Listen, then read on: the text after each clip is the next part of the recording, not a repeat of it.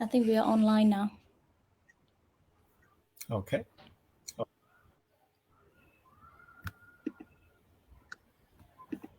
Can you see my screen? Yes. Can you tell me, does the screen change now, or is it still the same screen? So now it's the first slide. But so it's still on the PowerPoint, It's right? about the article. Yeah. Or if you can do Okay, it perfect. full screen and then. Well, I need to be able to switch between screens for a bit, so I need to keep it like this. Oh, okay, that's fine. Oh, unless hold on, let me see. No, I think that's okay like that. Okay. Is that better? Yeah, that's good. Okay. Okay. Maybe wait a little bit until people are online joining the live stream. Sure. Yeah, so starting to see some people coming online. So let's put you on the Hello. screen. Xin chào các bạn. Chào mừng các bạn đến với Health Stream hôm nay cùng với Gregory Sadler. Và trong buổi hôm nay thì chúng ta sẽ lại tiếp tục trao đổi về những cái câu hỏi liên quan đến thải độc, rồi chữa lành, rồi những vấn đề liên quan đến sức khỏe, chữa lành tự nhiên mà các bạn băn khoăn. Và Greg đã nhận được khá là nhiều bạn gửi tới group thải độc và tái tạo sức khỏe. Và đồng thời là cũng có khá là nhiều cái tin nhắn ở Messenger của anh ấy, và anh ấy cũng đã tổng hợp lại để chọn ra một số cái câu hỏi mà chúng ta sẽ trao đổi với nhau vào buổi hôm nay. So people are saying hi to you. So. I see that. So because it's still early, I guess just a few people in now, should we start with another topic or get started right with this one? Yeah, you can probably start with some of the questions that people already asked from last week. Great. You can take it Okay. from there.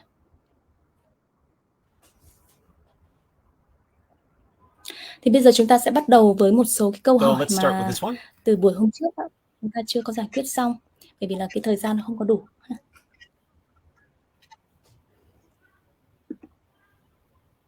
Ok.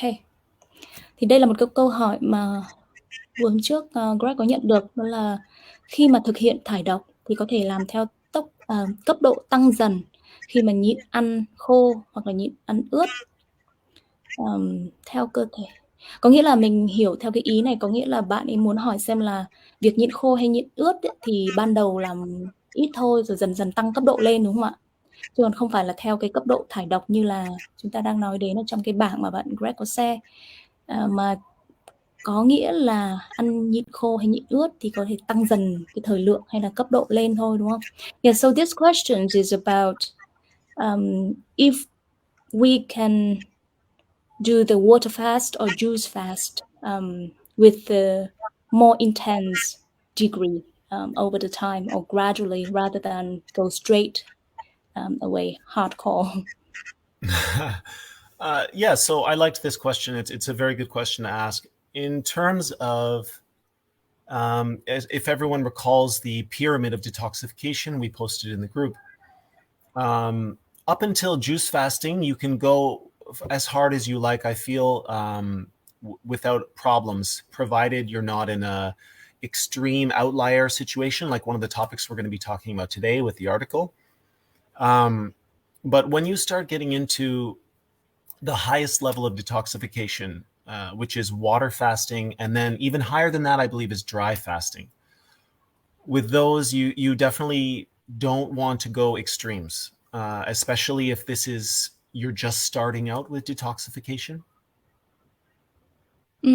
Thì Greg vừa rồi có trả lời ấy, đấy là khi chúng ta bắt đầu thải độc thì chúng ta có thể là thực hiện một trong số những cái phương pháp có ghi ở cái đỉnh tháp của các cái cấp độ thải độc, như là dùng nước trái cây, nước ép trái cây, hoặc là chỉ thải độc với nước thôi, với một cái thời lượng hay là một số cái quãng thời gian nó vừa phải, phù hợp với bản thân của mình. Thế còn thực ra cái mức độ thải độc mạnh nhất hay là còn cao hơn cả cái việc nhịn ăn chỉ uống nước thôi ấy, đó là nhịn khô. Tuy nhiên là cái nhịn khô này thì chúng ta cũng sẽ phải từ từ làm quen với nó và cũng không làm cho cơ thể mình quá là bị cạn kiệt. Và đặc biệt là đối với những người mà có những cái tình trạng sức khỏe khá là phức tạp, diễn biến phức tạp, thì chúng ta cũng cần phải lưu ý để chúng ta có thể là tiến hành nó dần dần thôi, chứ không quá là sốc. Thì một lát nữa chúng ta sẽ đi vào một cái chủ đề mà có lẽ là có rất là nhiều người đang phân vân và hoang mang khi mà liên quan đến cái việc mà bạn ấy vừa nói rằng là cũng phải tùy thuộc vào sức khỏe. Nếu như mà chúng ta ở một cái giai đoạn sức khỏe nó rất là nghiêm trọng thì chúng ta sẽ phải để ý. Lát nữa chúng ta sẽ nói đến cái vấn đề này, cho mà nó liên quan đến một cái bài báo mà dạo này đang rất là rầm rộ trong cái cộng đồng detox này. Okay. So the difference is, when you're first starting out, and you've been on a standard diet for so long, you're extremely dehydrated, you're very congested and acidic.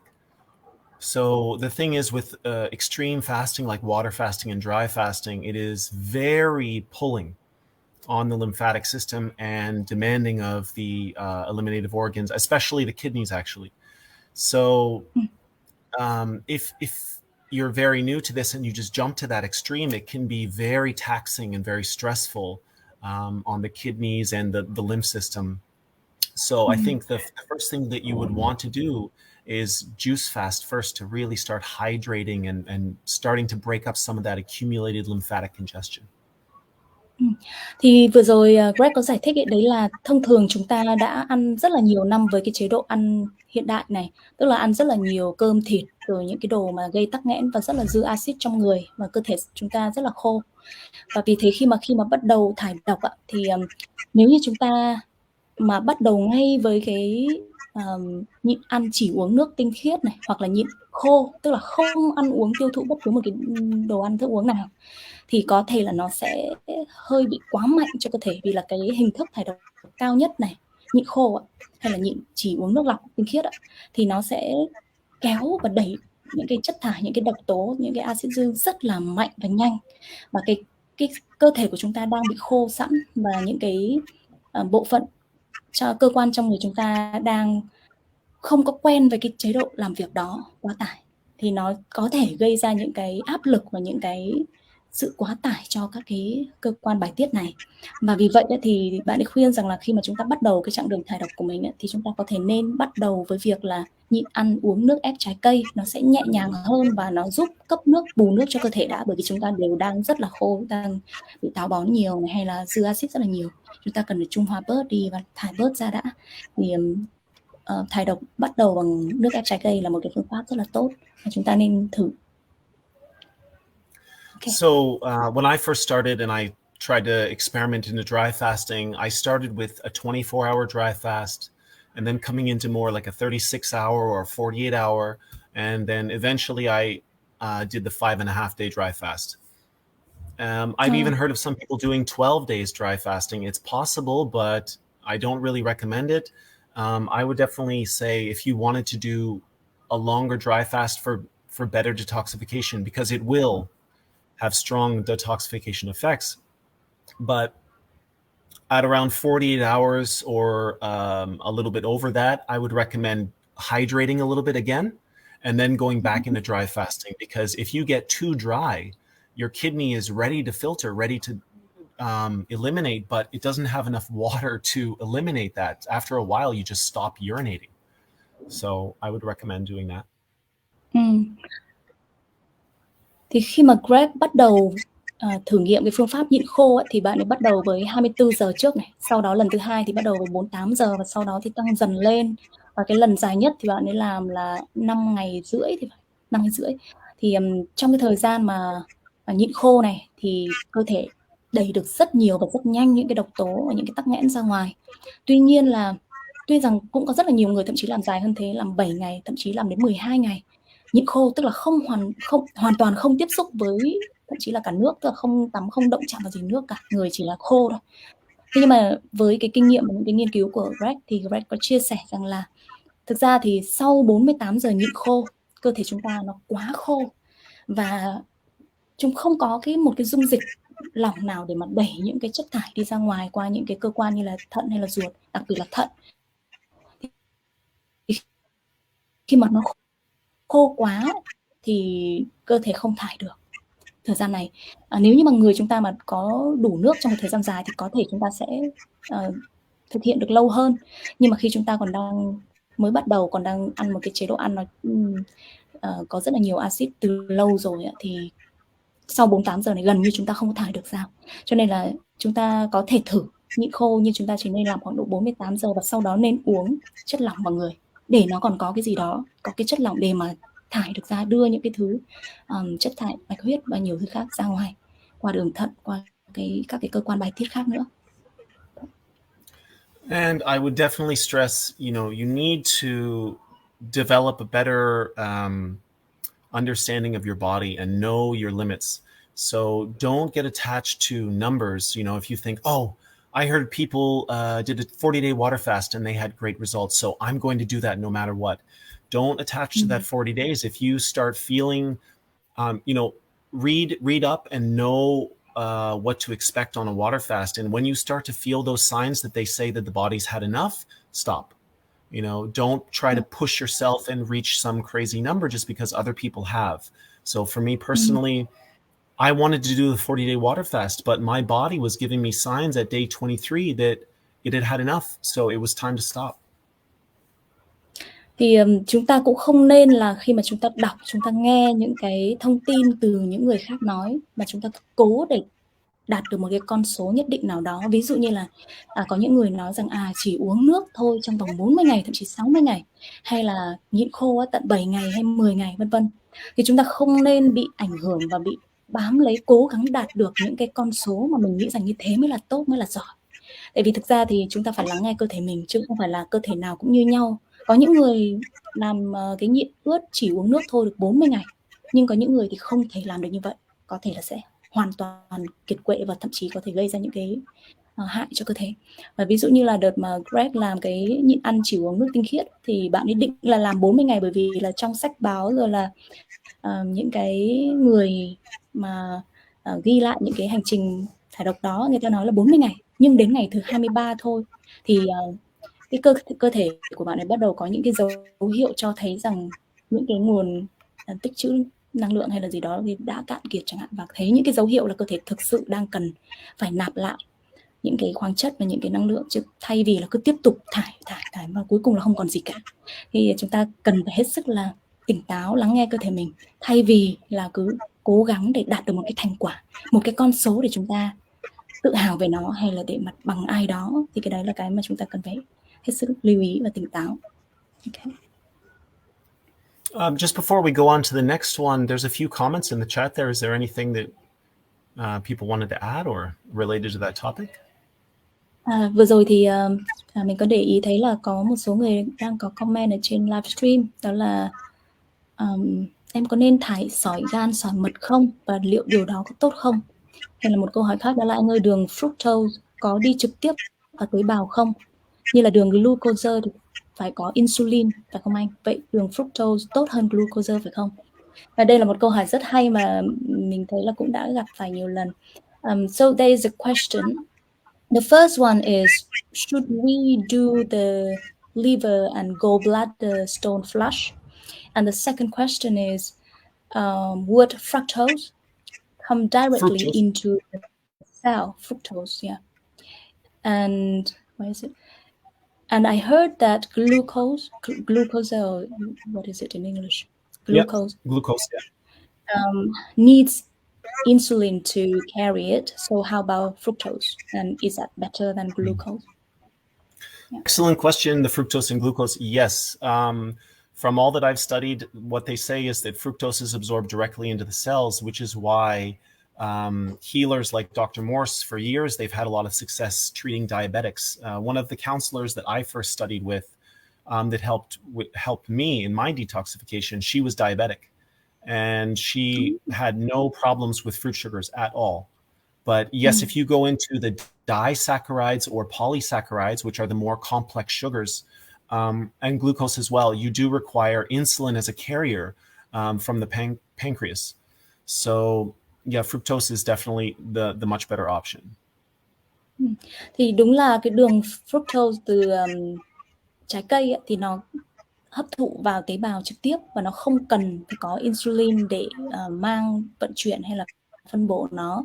Còn các loại đường phức hợp, đường glucose với lại có hai loại đường mà lúc nãy bạn nói đến thì đều cần có cái insulin này, và vì thế mà cái phương pháp chữa lành tự nhiên ấy, đối với những người tiểu đường vẫn có thể dùng được trái cây và nước ép trái cây để chữa bệnh. Và những cái trường hợp mà rất là thành công, và đặc biệt là cái người mà trước đây là người hướng dẫn cho bạn Greg này ở cái học viện chữa lành tự nhiên của tiến sĩ Moore ở bên Mỹ, thì là người đã phải chịu đựng rất là nhiều năm của bệnh tiểu đường, và cái người hướng dẫn đó thì với cái chế độ ăn uống bằng trái cây và nước ép trái cây thì đã khỏi bệnh. Và đấy là những cái ví dụ điển hình và ví dụ thực tế và trực tiếp mà bạn ấy đã gặp. Và rất là nhiều tài liệu mà bạn ấy nghiên cứu cũng đã chỉ ra rằng là cái đường fructose này là không cần phải có insulin, và vì thế nó không có ảnh hưởng đến cái vấn đề tiểu đường, mà thậm chí còn được dùng trong các cái phương pháp chữa lành tự nhiên để giúp cho những người tiểu đường phục hồi lại được. Okay. And I So the forgot other what was question the is other about okay. Yeah, the flushing of the stones in the liver and gallbladder. Yeah, the liver flush is good. I've done 2 liver flushes before when I was in Thailand doing a detox there, and yeah, they're effective. I definitely got out some stones in the process. The last drink is not fun, I'll tell you that. You know, you're basically drinking a cup of oil at the end of the fast, and it doesn't taste good. But it does have some good results. But I would just stress that it's essential to clean up the colon and get it moving somewhat first, because with a gallbladder or liver flush for the stones get emptied into the colon. So if you're not moving properly, they're going to be stuck in there and kind of reabsorbing some of the waste. The colon is going to be reabsorbing some of that waste. Thì cái vấn đề liên quan đến thải sỏi gan này, sỏi mật này, thì cái này chúng ta nên làm, nhưng mà cũng không phải là ngay lập tức trước khi mà chúng ta đã gọi là khai thông được những cái đường đào thải hay bài tiết.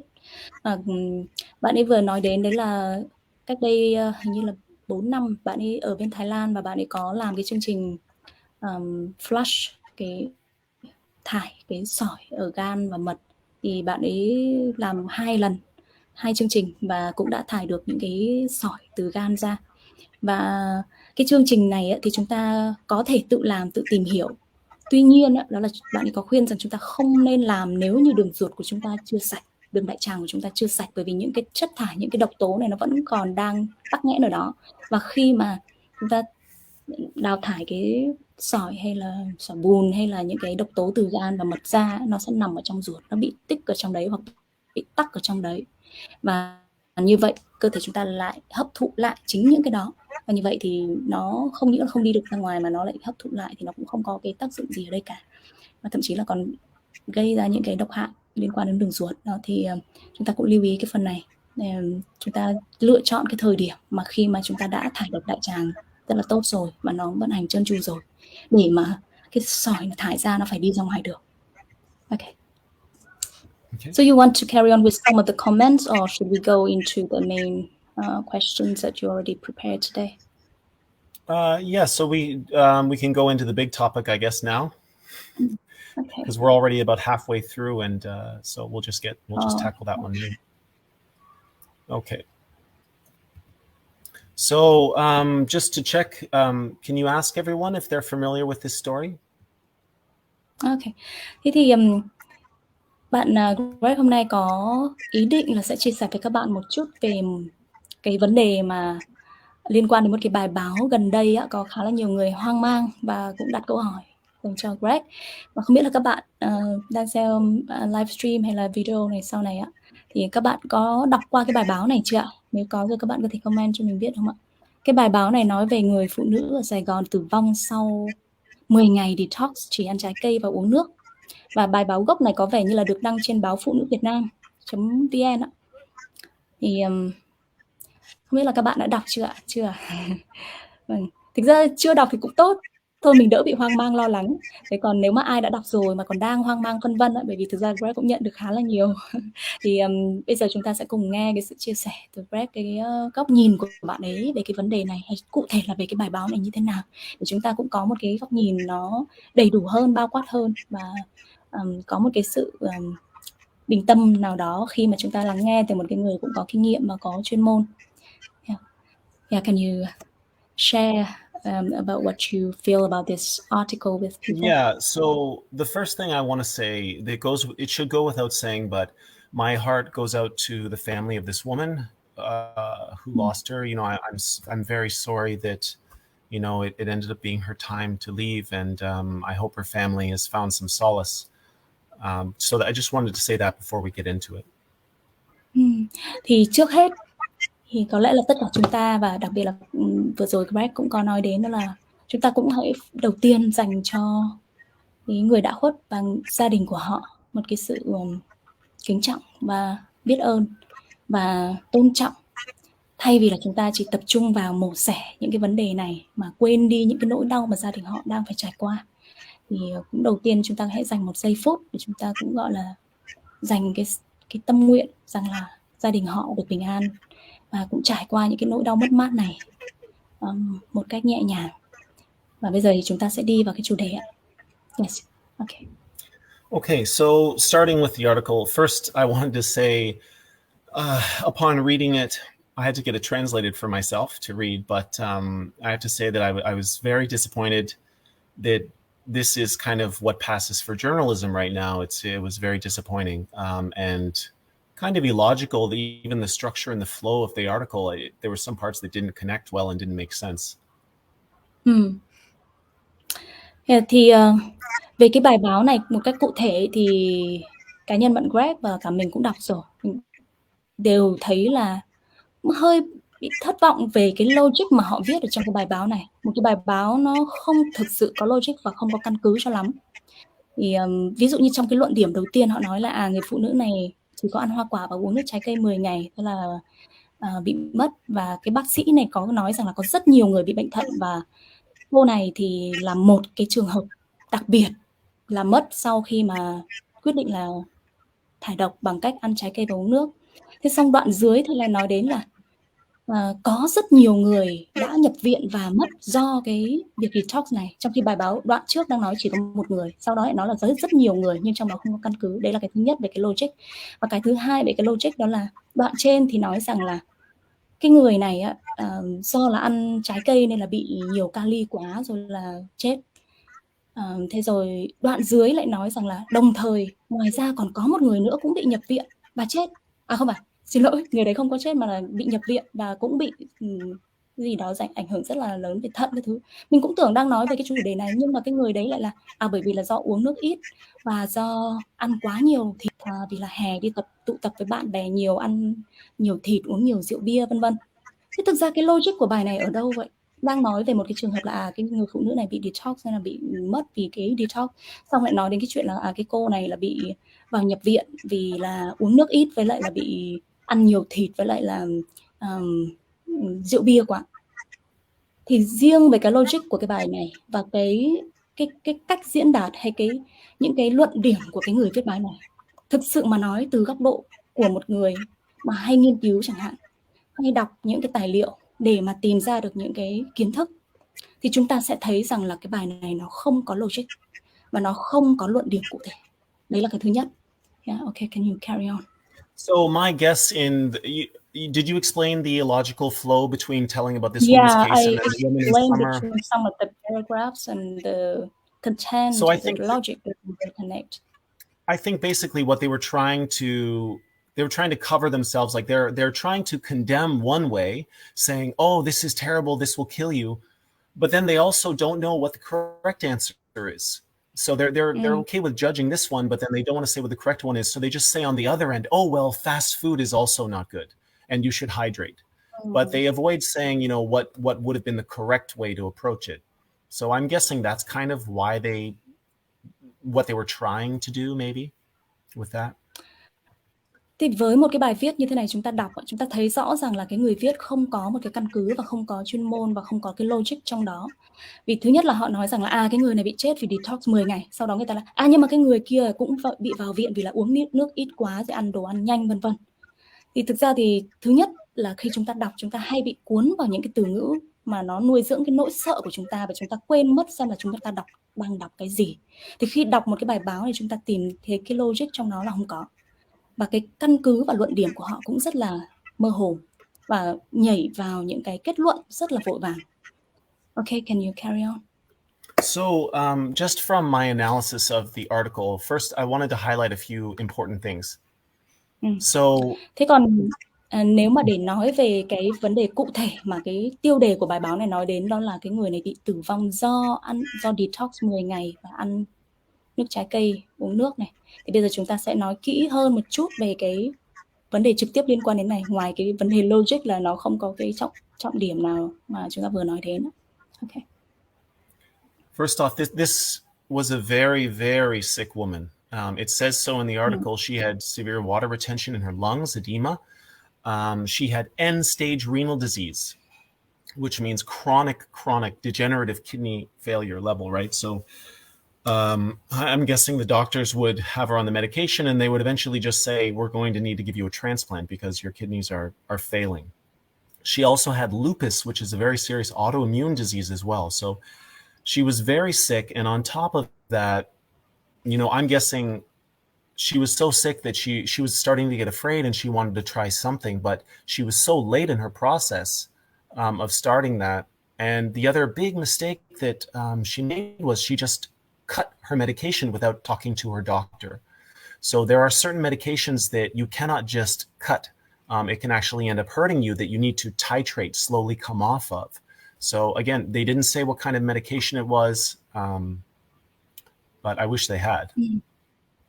Thì trong cái bài báo này có một cái số cái điểm mấu chốt mà chúng ta có thể thấy, đó là một là cái người này là bị bệnh thận giai đoạn cuối và bị phù nước ở phổi và đang dùng rất là nhiều cái thuốc. Thế và những cái vấn đề mà bài báo có nêu đến đó là thứ nhất này, đó là giai đoạn cuối của thận rồi, suy thận rồi.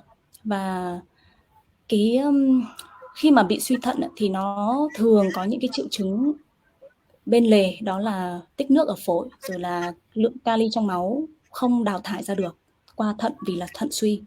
Và khi mà một người phụ thuộc rất là nhiều vào thuốc tây để mà gọi là duy trì cái sự sống cho đến giai đoạn cuối này, mà trong bài báo có viết rằng là chị cắt bỏ thuốc trong cái thời gian mà bắt đầu thử cái phương pháp detox và ăn thô và uống nước này.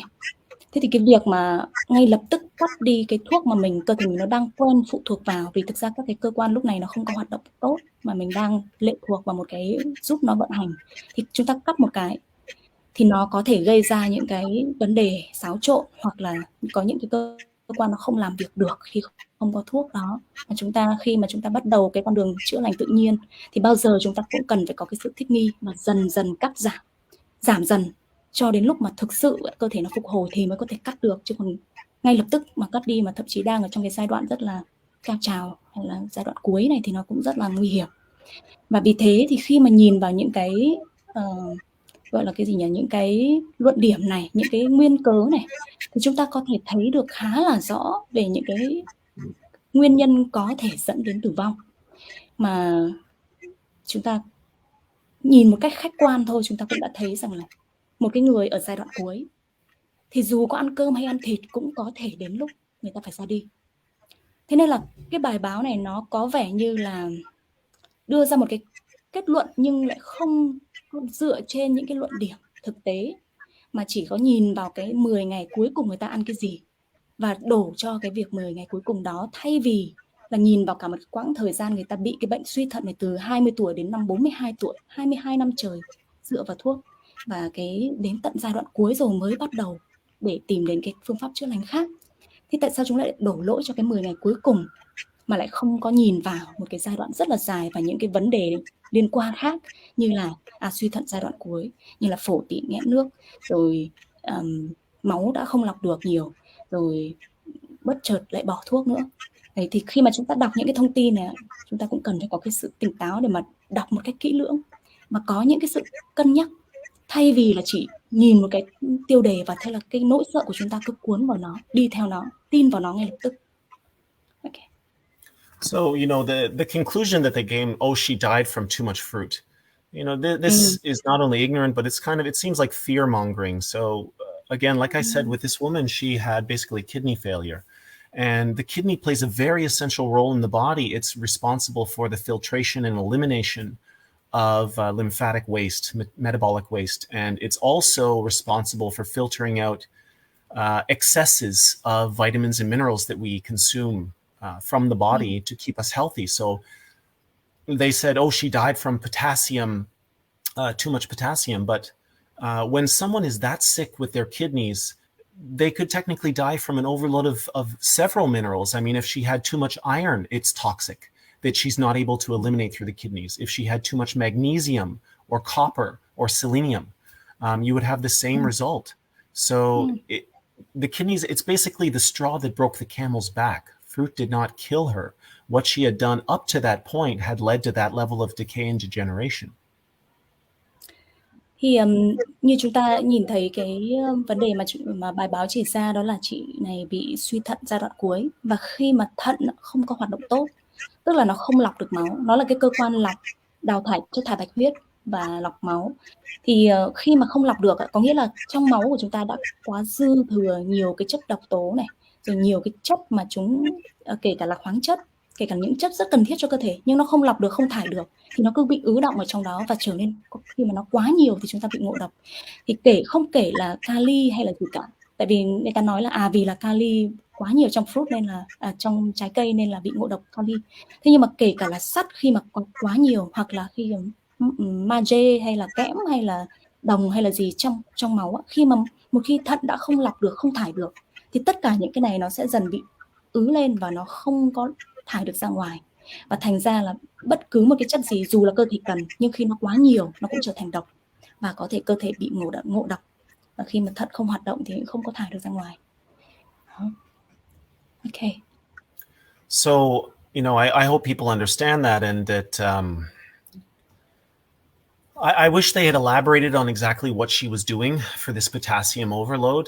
I would like to know what kind of fast this was, but definitely the moral of the story, I would say, is for many people, don't wait until you're knocking on death's door to start trying to change to healthier habits.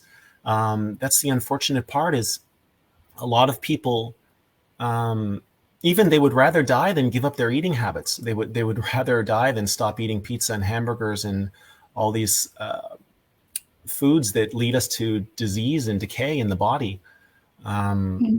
So I hope that serves as an inspiration to people to take better care of themselves and to be more serious about their health. Thì thực ra thì trong cái bài báo này chúng ta cũng không biết được hết những cái thông tin. Ví dụ như là trong cái thời gian mà người ta nói rằng là chị đang detox rồi thải độc với chỉ là ăn trái cây thôi này và uống nước thôi, nhưng chúng ta không có đủ những cái thông tin rằng chính xác là chị ăn những gì, và có đang tiếp tục ăn hay không, hay là kết thúc rồi vào ăn cái khác, hay là tức là có rất nhiều cái thông tin mà chúng ta không biết, nên chúng ta cũng không thể nói được quá là chi tiết và kỹ lưỡng về cái trường hợp của chị này một cách cụ thể. Và thực ra thì chúng mình nghĩ rằng là cái trường hợp như thế này cũng là một cái bài học, một cái lời nhắn nhủ tới rất là nhiều người, đó là chúng ta đừng chờ đến cái giai đoạn cuối của một cái hành trình rồi mới tìm cách để thay đổi lối sống, thay đổi cái thói quen của mình để cho nó hài hòa hơn hay là lành mạnh hơn.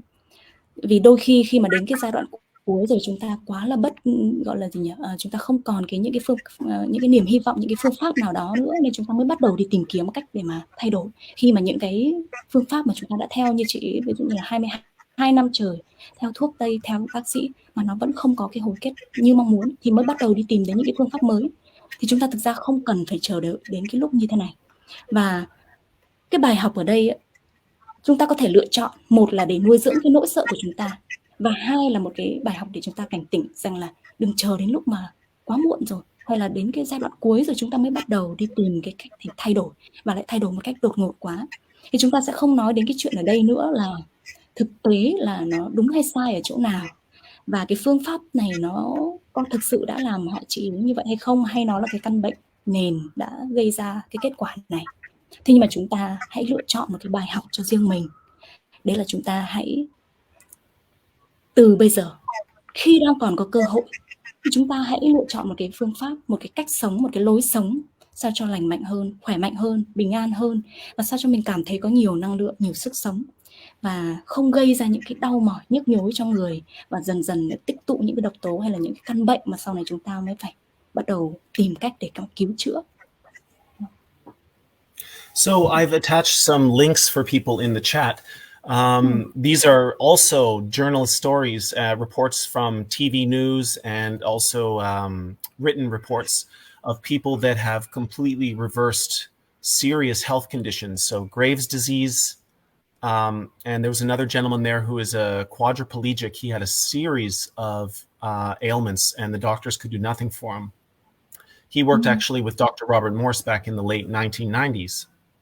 And he was able to heal a number of things that his doctors off the record said were nothing short of a miracle, but they wouldn't say that on the record. So I'd love for people to kind of check these stories out for themselves. Thì khi mà gặp những cái thông tin ở trên các cái mạng thông tin đại chúng thì thường chúng ta bị nuôi dưỡng cái nỗi sợ và cái sự hoang mang. Và tất nhiên cũng sẽ có những cái người mà không vượt qua được cái nỗi sợ và sự hoang mang của mình và sẽ lựa chọn cái cách an toàn. An toàn có nghĩa là những gì mình biết trước đây, và cái đó cũng không có gì là sai cả, thì chúng ta lựa chọn gì là hợp lý nhất cho mình vào từng cái thời điểm trong cuộc đời.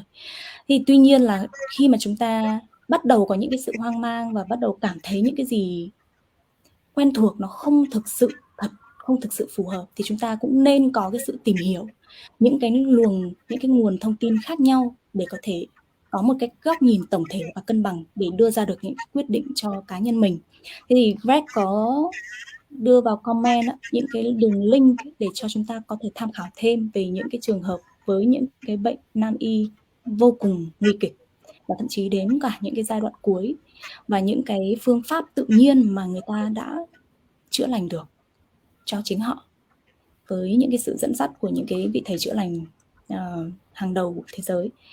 Và chúng ta khi đọc những cái thông tin này, chúng ta cũng có thể là có thêm những cái góc nhìn này, và cũng có thêm một chút những cái sự tin tưởng. Tất nhiên chúng ta cũng không thể nói được là cái gì là đúng nhất, chuẩn nhất cho tất cả mọi người vào tất cả mọi thời điểm. Nhưng mỗi người đều có cái trách nhiệm, đó là chúng ta cần phải lựa chọn cho mình cái gì phù hợp với chính mình vào thời điểm hiện tại. Và cũng phải sáng suốt và tỉnh táo để nhìn mọi vấn đề một cách rộng mở và từ nhiều góc độ, thay vì chúng ta bám víu lấy những cái từ ngữ, những cái câu chuyện mà nó chỉ để nuôi dưỡng cái nỗi sợ của chúng ta, và chúng ta không nhìn nhận vấn đề một cách toàn diện và đầy đủ hơn. Thì mong rằng là những cái thông tin này có thể giúp cho các bạn có một chút nào đó cân bằng lại trong mình, và có những cái lựa chọn tỉnh táo cho chính bản thân mình trong cái thời điểm mà các bạn cảm thấy phù hợp. Okay, so I So just one a little bit. one elaboration I wanted to use on one of the ones that you can see. It's a news report.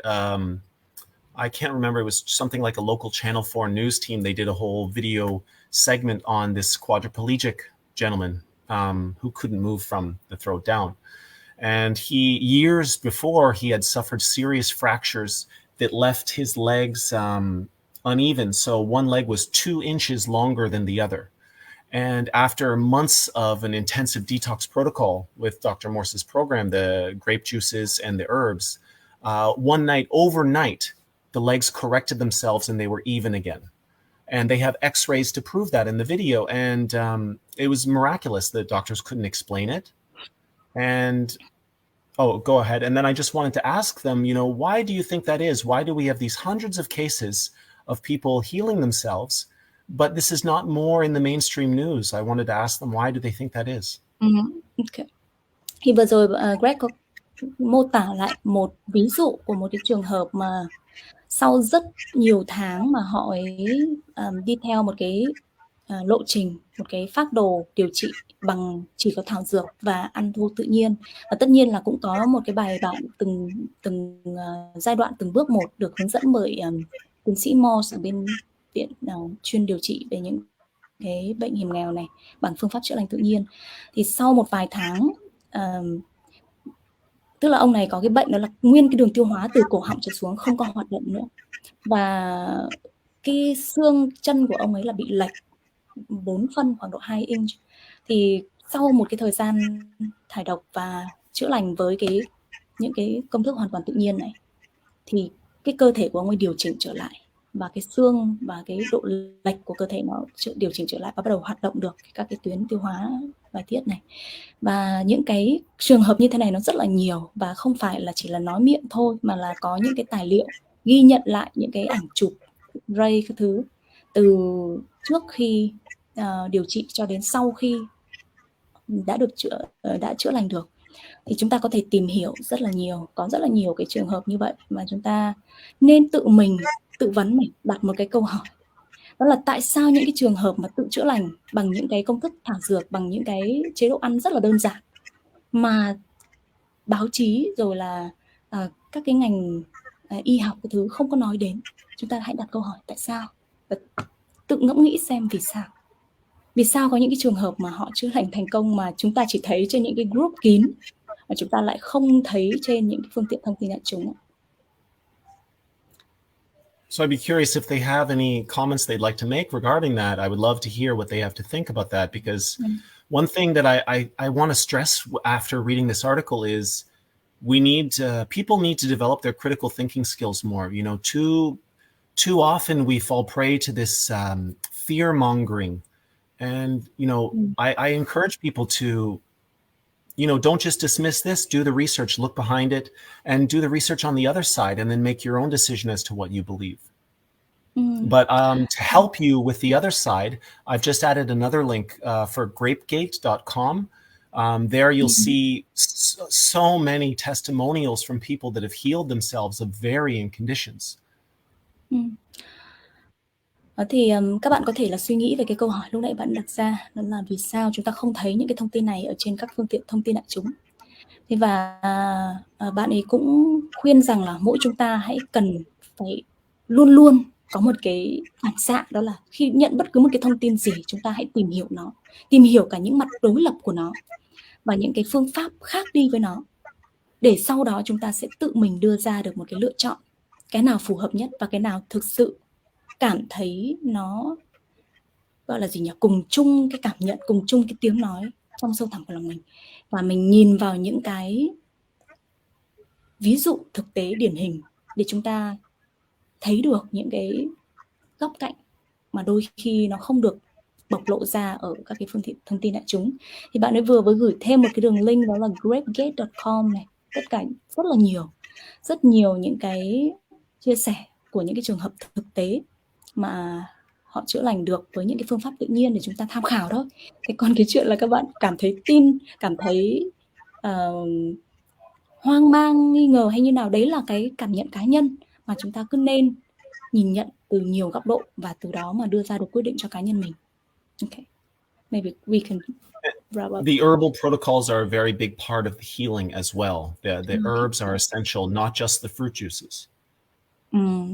Tuy nhiên cũng có một cái điểm mà bạn ấy cũng vừa nói đến, đấy là khi mà trong một cái chặng đường chữa lành tự nhiên ấy, thì nó không chỉ là cái chuyện là ăn trái cây hay là uống nước ép, mà nó còn có cần phải có một cái lộ trình và một cái phác đồ dùng thảo dược nữa thì mới có thể trợ giúp được cho những cái tuyến, những cái cơ quan mà nó đã bị suy yếu hoặc là đang không hoạt động nữa.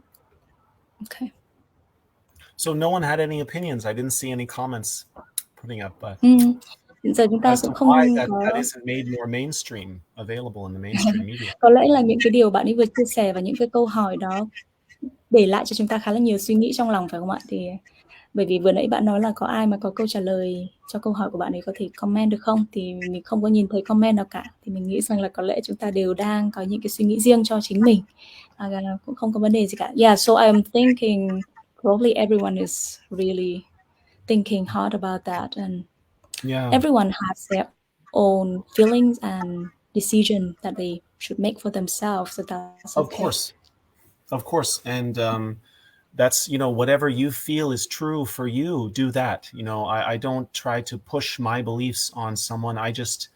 My beliefs were formed from doing a lot of research and seeing the results in a lot of people and seeing results in myself. I strongly believe this way, but I would never push those beliefs on someone else and discourage their own healing therapy. Your journey is your own. Thì để khép lại cái chủ đề về cái bài báo này thì bạn Greg cũng nói rằng là mỗi người chúng ta sẽ có những cái suy nghĩ, cảm nhận và lựa chọn riêng. Thế còn về cá nhân bạn ấy thì bạn ấy để mà đưa ra một cái lựa chọn cho chính mình thì bạn ấy dựa trên những cái tìm hiểu, nghiên cứu sâu và nhìn thấy những kết quả ở những người xung quanh và đặc biệt là nhìn thấy những cái kết quả ở bản thân mình.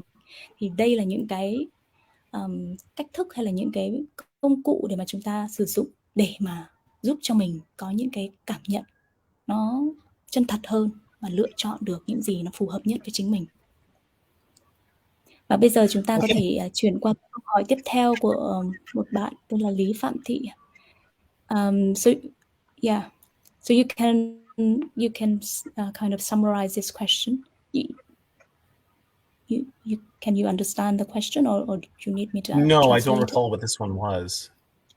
Thì về cơ bản câu hỏi này là liên quan đến việc đó là các phương pháp để khơi thông và phục hồi các hệ bài tiết, đúng không ạ? Bằng thực phẩm tự nhiên hoặc kết hợp với vận, cho ý bạn là vận động. Yeah, so basically she's asking about the methods for clearing the obstruction in the elimination organs, and for each of the elimination organs, and with a natural and not chemical method. Yes.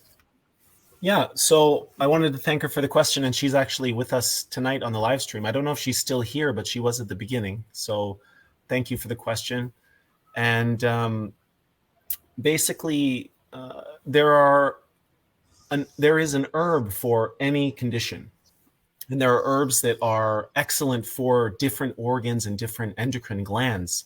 So herbal formulas are very important to a strong detox in the body. So you definitely want to tackle the colon. You have to get the colon moving. It's the central part of the body. Even in iridology, after the pupil, the colon is in the middle, and everything comes out from the colon. So you definitely want to clean the colon. You have to open up the kidneys. You can target the lungs, which is another eliminative organ, and the skin as well. So there are a lot of different herbalists that offer these different formulas, like bowel formula, kidney formula, lung formula, skin formula.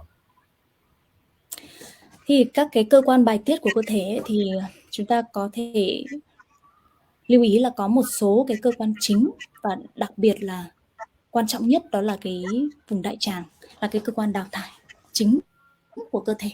Và khi mà đọc cái vân mắt này, cái vùng ruột hay đại tràng nó cũng chính là cái vùng trung tâm, vùng bao quanh cái vùng trung tâm của mắt này. Thế và ngoài ra thì còn có cái quan trọng thứ hai đó là thận, và tiếp theo thì còn có phổi và da. Đó thì để mà khơi thông những cái tắc nghẽn của những cái cơ quan bài tiết này thì như Greg có nói đó là mỗi loại này chúng đều có những cái loại thảo dược phù hợp giúp cho làm sạch, giúp cho thải độc, giúp cho gọi là khai thông tắc nghẽn như là bạn nói đó. Thì trong một cái lộ trình để mà thải độc và giúp cho cơ thể vận hành tốt thì chúng ta có thể đồng thời tác động đến tất cả những cái cơ quan đào thải này cùng một lúc bằng nhiều loại thảo dược cộng hưởng với nhau, hoặc là chúng ta có thể làm theo từng giai đoạn dần dần. Okay.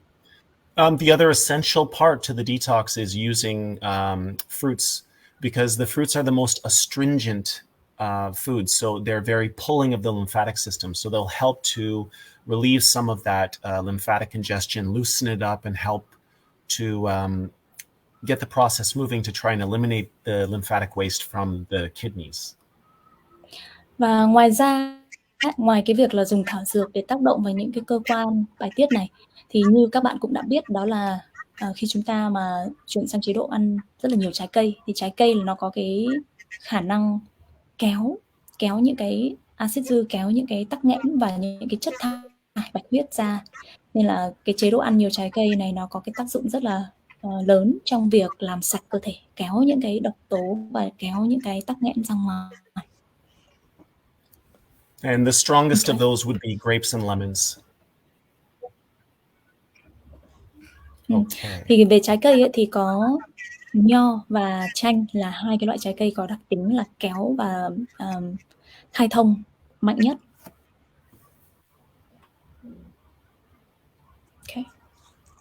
Okay, so what do we have next? Thì bây giờ câu hỏi tiếp theo của bạn Mina Lam ạ. Đó là các bạn có thể đọc trên màn hình, đó là câu hỏi thứ nhất này, và mình xin phép là dịch luôn cho Greg. Đó là so she's been eating raw food for about 6 months.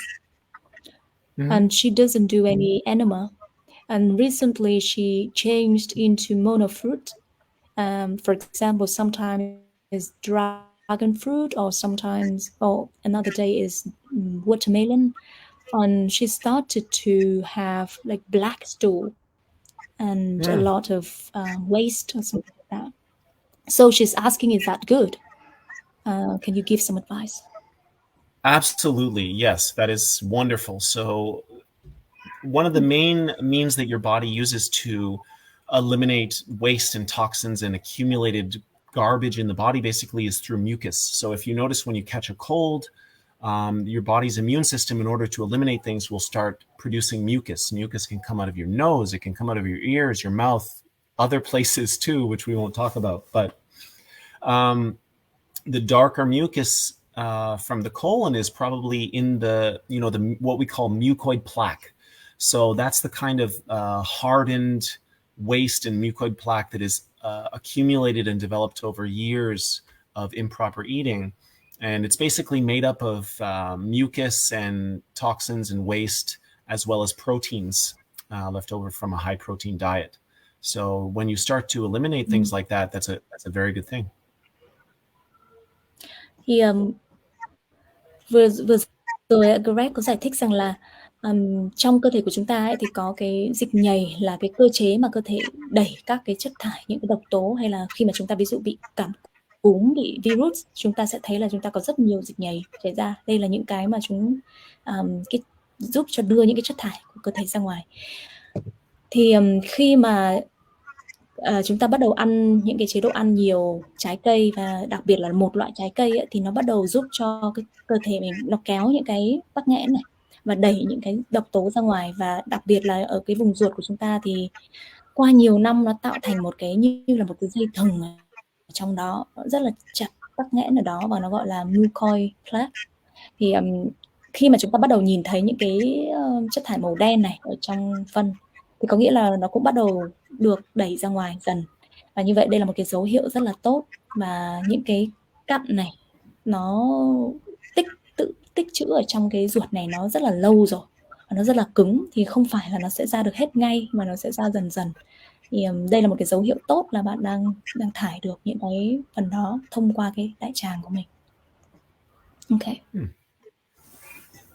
And when you do a really strong colon detoxification program, say like just for example, Dr. Jensen's Ultimate Tissue Cleanse, I've had, not to be too graphic, but I've had ropes, like long ropes of mucoid plaque come out of me, and it's disgusting.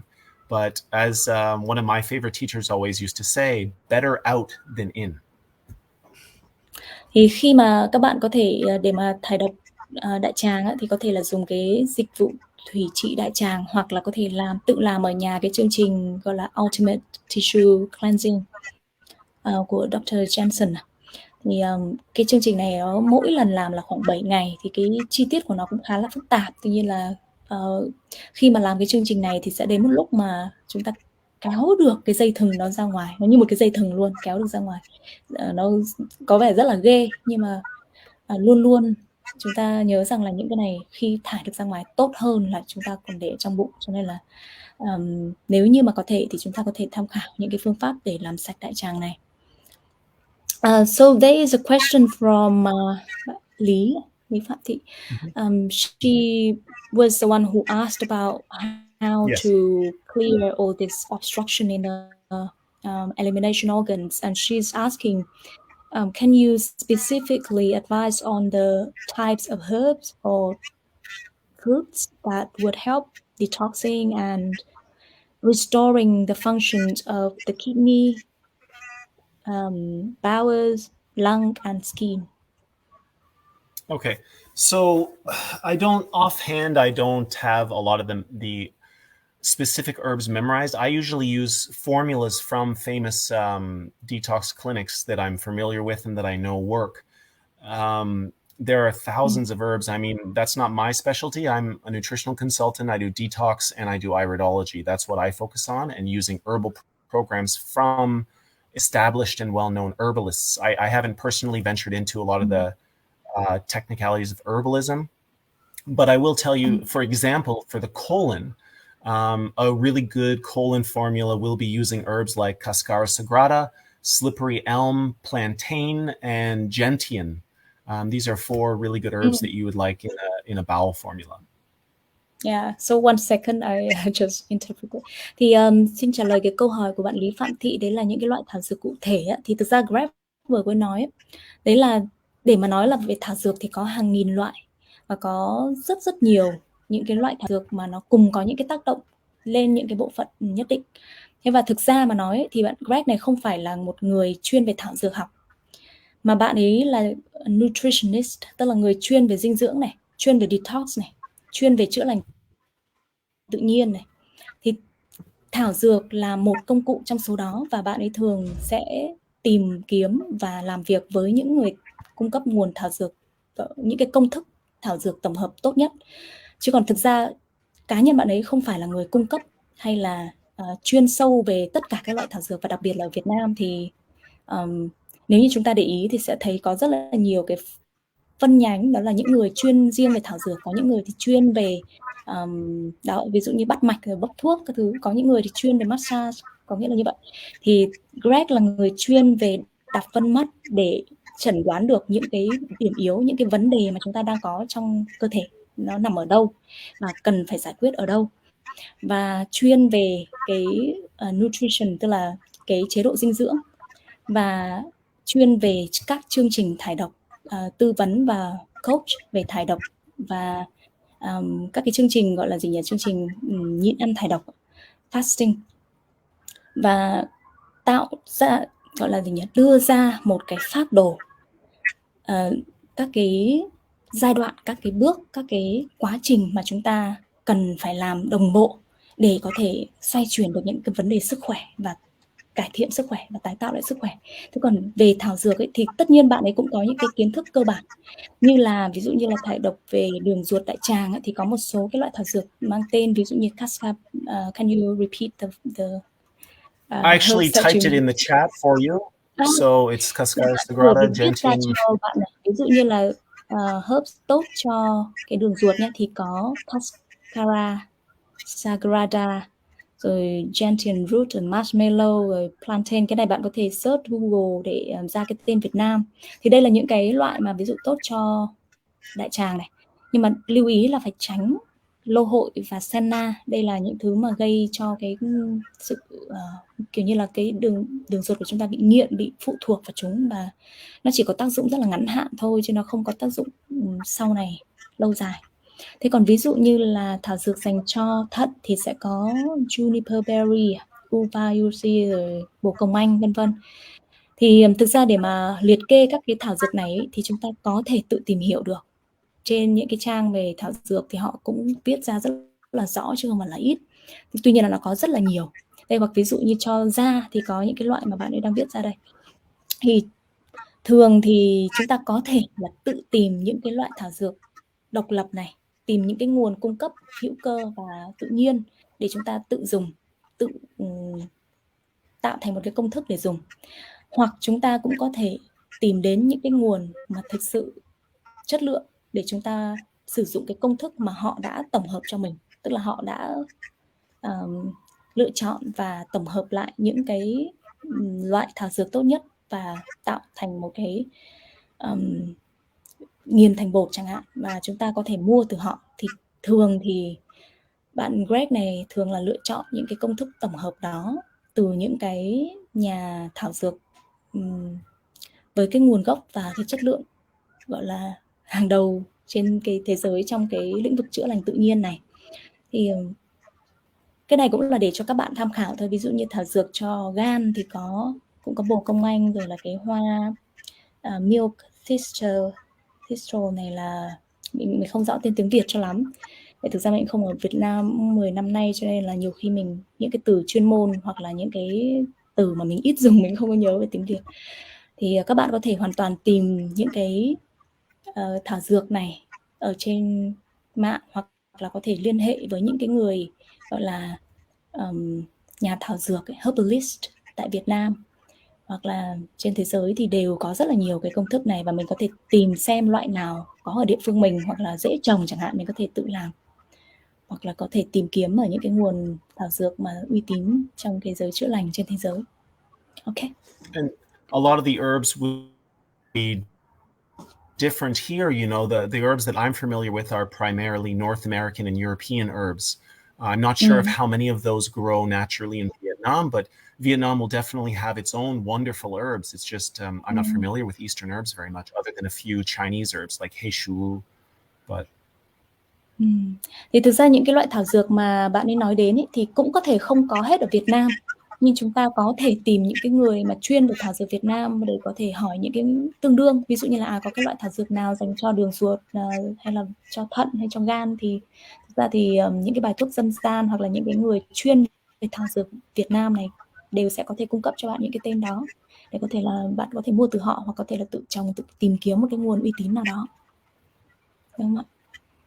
Thì But you know, later on, I'd be happy to send her a list of some herbs.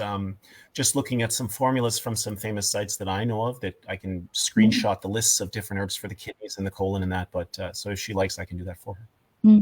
Ngoài ra thì còn có một cái cách nữa, đó là chúng ta có thể tìm những cái công thức mà ở những cái nguồn tốt nhất, và chúng ta xem cái danh sách thảo dược trong cái thành phần công thức của họ để chúng ta có thể làm theo, chúng ta có thể tự tìm, hoặc có thể là mua từ những cái nguồn uy tín đó cũng được. Yeah, so she say thanks for that. Có một cái câu hỏi, so probably just one more question, right?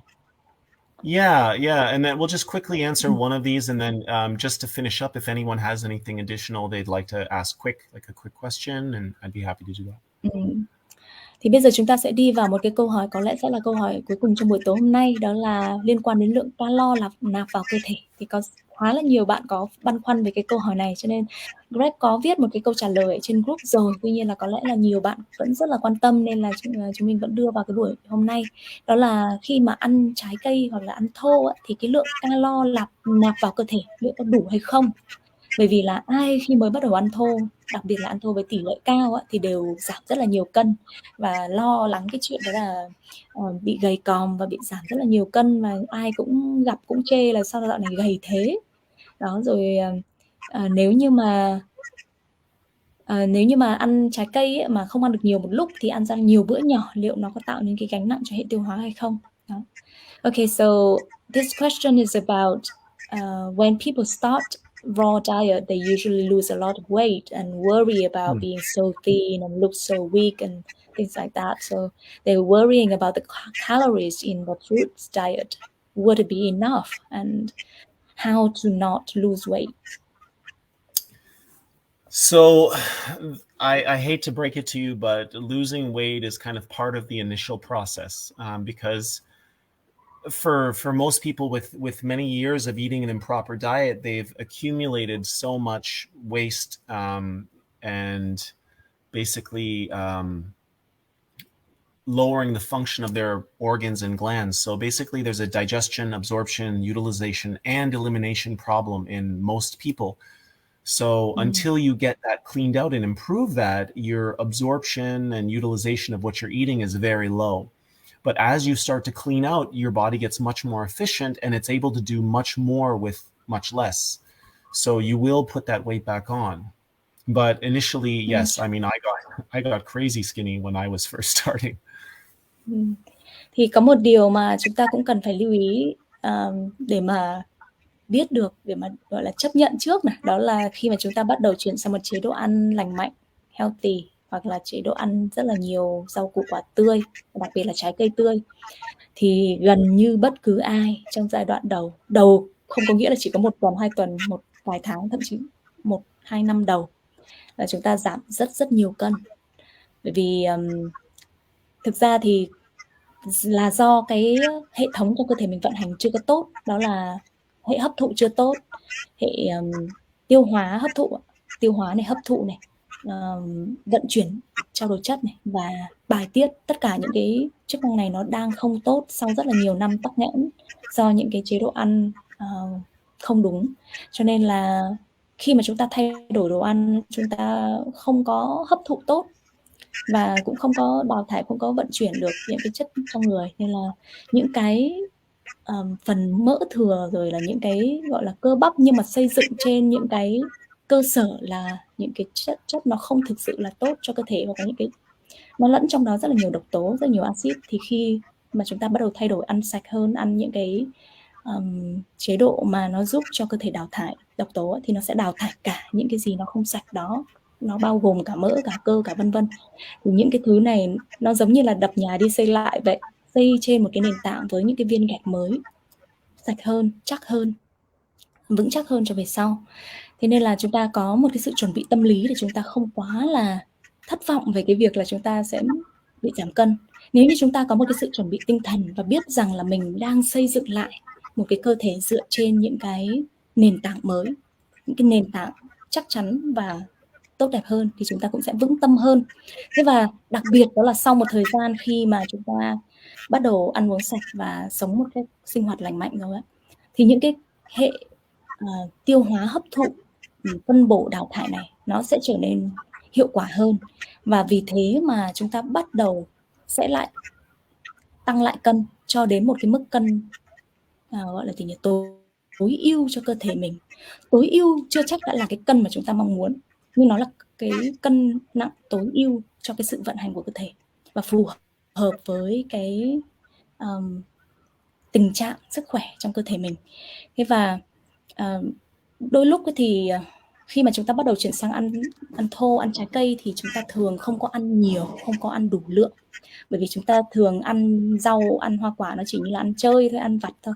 Nên là khi mà ăn đủ thay cho cả một bữa cơm, bữa thịt, một bữa barbecue, một bữa lẩu để mà ăn thay được cho nó, đôi khi chúng ta chưa có ăn được cái lượng đủ cho cơ thể, nên có thể lúc đầu nó cũng hơi bị thiếu. Dần dần chúng ta ăn quen rồi, chúng ta bắt đầu ăn nhiều, ăn nó thành bữa chính, thì nó cũng dần dần là sẽ rất là cân đối thôi, không có gì là phải lo lắng cả. Thì cá nhân mình thì cũng là một cái người mà trải nghiệm cái vấn đề này. Mình sụt cân nhiều, rất là nhiều, mà thực ra mình từ xưa đến nay rất là gầy. Thế nhưng mà hay ho thay đó là sau 1-2 năm bắt đầu ăn thô, ăn chay vân vân, thì đến bây giờ mình tăng được cân so với lại trước đây. Chưa bao giờ mình vượt quá một cái ngưỡng nhất định, và bây giờ thì mình bắt đầu tăng được, và có nghĩa là cái hệ tiêu hóa hấp thụ của mình bắt đầu tốt hơn. Trong khi mình ăn ít hơn ngày xưa và mình chỉ có ăn trái cây là chính, thế nhưng mà mình lại tăng được cân so với ngày xưa. Cho nên là thực ra thì nó sẽ mất một thời gian đầu, 1-2 năm. Đối với mình nó là 1-2 năm, có thể đối với người khác nó khác, nhưng mà mình cũng cần phải vượt qua được cái quãng thời gian đó, và cũng luôn luôn ghi nhớ rằng đây là cái quãng thời gian mà mình đang đập đi xây lại thôi, nên là hãy cứ vững tâm. There is a question asking. Just one sec. I will give some hope to her. You know, you will the losing weight being inevitable, losing a lot of weight is more if you're jumping to a higher level of the detoxification process. So if you go from the standard diet right to juice fasting, yes, you're going to lose quite a lot of weight. But if you're not suffering from any kind of serious disease, you can go slower. You know, just go a few levels up on the pyramid, eat a lot of fruit, do some herbs. You'll still be improving, you'll still be cleaning out, but much slower, and you won't lose as much weight, not even close. Ok. Thế thì cái việc mà giảm cân nhiều ấy, thì như Greg có vừa bổ sung thêm một cái ý này, đó là khi mà chúng ta đang ăn một cái chế độ rất là bình thường, cơm, thịt, rồi thịt cá, trứng, sữa vân vân, rau củ quả đầy đủ, rồi chúng ta lại nhảy lên một cái cấp độ thải độc rất là cao ở trong cái tháp ấy. Các bạn có thể xem lại, chúng ta nhảy lên cái chỉ có uống nước trái cây thôi, hoặc là chỉ ăn hoàn toàn trái cây thôi, thì khi mà cái cấp độ thải độc cao này thì nó sẽ làm cho chúng ta sẽ giảm cân rất là nhanh, và chúng ta sẽ thấy cái sự chênh lệch rất là rõ. từ cái ăn những cái đồ tắc nghẽn và những cái đồ rất là thanh lọc. Thế còn nếu như chúng ta mà thực ra nếu không có một cái vấn đề sức khỏe gì quá to tát thì chúng ta có thể là tiến triển gọi là dịch lên dần dần cũng được. Thì nhiều khi chúng ta phải thay đổi ngay bởi vì có những cái vấn đề sức khỏe nó rất là nguy hiểm, hoặc là nó đến cái giai đoạn mà chúng ta cảm thấy nó biểu hiện ra quá rồi là chúng ta phải thay đổi rất là nhanh để kịp thời. Thế còn nếu như chúng ta thực ra chỉ là đang muốn để thay đổi để mà khỏe mạnh hơn thì chúng ta có thể thay đổi dần dần hơn. Chúng ta sẽ ăn ở những cái cấp độ nó ở phía giữa của cái tháp đó chẳng hạn. Thì cái việc giảm cân nó cũng sẽ không có giảm nhiều. Tất nhiên nó vẫn sẽ giảm nhưng không có quá nhiều. Đó, thì các bạn có thể tự cân đối xem mình cần cái điều gì là phù hợp cho mình. Okay. So there is a question that I wanted to read for you.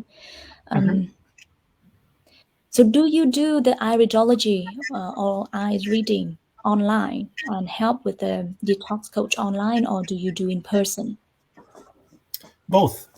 Yes, we can do online. We show you how to take the pictures properly to show all the details in the eye. And then if the pictures are really good, it can be done online, yes. Thì cái câu hỏi của một bạn ở trên Facebook là Greg có đọc vân mắt và chắc là coach thải độc online hay là chỉ trực tiếp thôi ấy, thì Greg có nói đó là thực ra thì nhìn trực tiếp sẽ là rõ ràng nhất, nhưng mà cũng có những cái phương pháp để mà chúng ta sẽ chụp được cái ảnh mắt vân mắt này một cách rõ nét, và thường thì bạn ấy cũng làm online rất là nhiều và có cái sự hướng dẫn cho mọi người chụp ảnh được vân mắt này và điền những cái form để mà có được một cái bức tranh tổng thể về cái sức khỏe và những cái vấn đề, những cái triệu chứng mà người đó có, để có thể là tư vấn được online và đưa ra được những cái phác đồ để giúp cho người bệnh có thể lựa chọn và thực hành theo để mà có thể cải thiện được cái vấn đề sức khỏe của họ. Thì nếu như các bạn có quan tâm thì các bạn có thể liên hệ với Greg để nếu như mà ở xa bạn Greg đang ở Hà Nội thì nếu như có thể gặp trực tiếp thì sẽ rất là tốt, vì nó sẽ có nhiều cái chi tiết hơn. Thế và có cái sự tương tác trực tiếp thì nó cũng sẽ hiệu quả. Tuy nhiên là cái việc online cũng rất là hiệu quả, cũng không phải là khó khăn gì cả.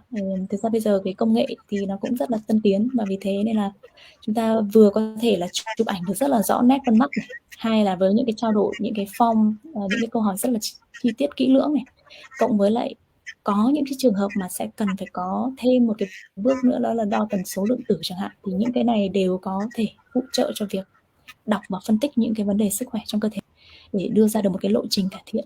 Thì các bạn có thể liên hệ với bạn ấy khi cần. Okay, so maybe I think it's kind of time's up. So yeah.